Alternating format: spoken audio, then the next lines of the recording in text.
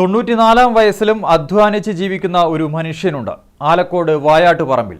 നീണ്ട 9 പതിറ്റാണ്ടായി കൊല്ലന്റെ ആലയിൽ ജീവിതം രാമിനിക്കുന്ന തങ്കപ്പൻ ചേട്ടനെ നമുക്കൊന്ന് കണ്ടുവരാം.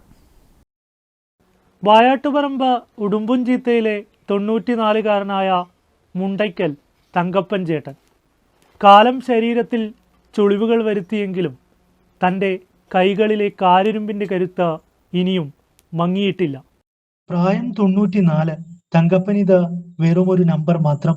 കാരിരുമ്പിനേക്കാൾ കഠിനമായ ബാല്യകാലം, പട്ടിണിയുടെ ലോകം.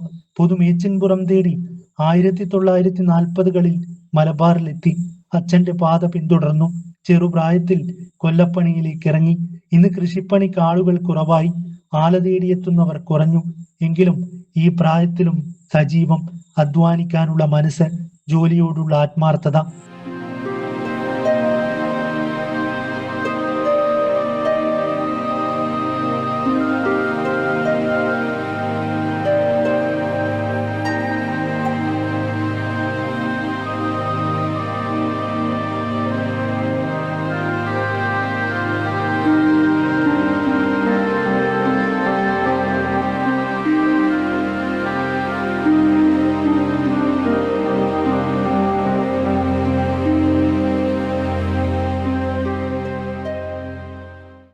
ചിരട്ടയും ചിരട്ടക്കരിയും കിട്ടാതായതാണ് ആകെയുള്ള പ്രതിസന്ധി.